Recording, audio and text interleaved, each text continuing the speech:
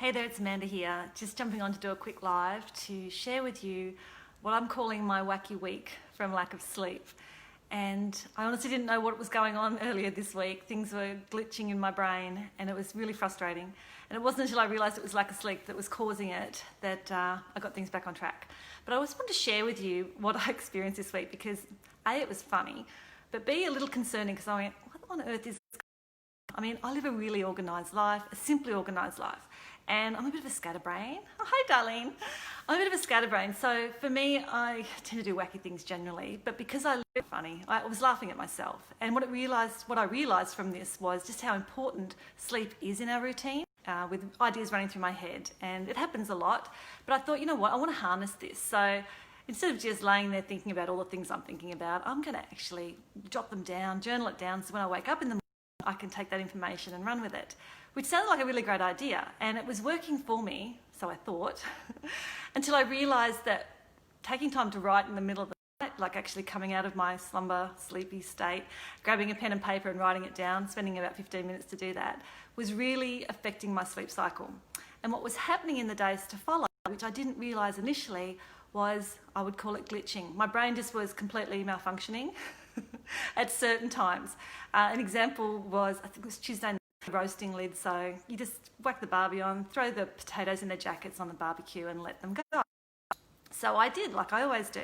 Came back 10 minutes later and they were black. Like the potatoes were completely black. And I thought, shit, what have I done? And I realised, okay, I'd put the barbecue on, but I hadn't put it on low, I put it on high and just let those potatoes crisp up.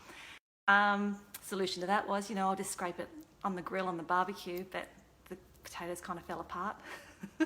So that was a complete fail and I went, oh my God, okay Amanda, focus, and continued to cook the rest of the meal. I put some sausages and steak and some corn on the cob on the barbie and I'm burning the sausages and I just couldn't work out. I went, what the hell is going on? I'm really good at this stuff.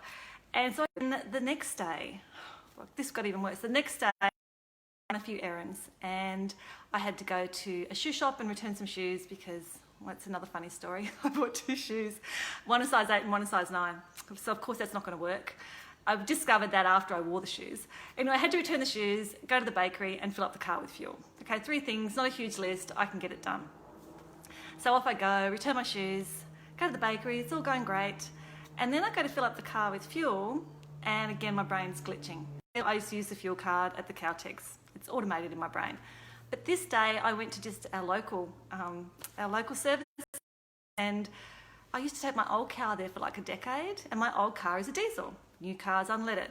So I proceed to pull up in my unleaded car to the diesel pump and pull out the nozzle. And then my head started going, what am I doing? And realised, holy shit, I'm about to put diesel in my unleaded car, which is a big no-no. And luckily I realised that before I started doing the wrong thing. But again, I'm like, oh my God, Amanda, what the hell is going on here? It's like my brain was malfunctioning. Things that I would normally do effortlessly it just wasn't working.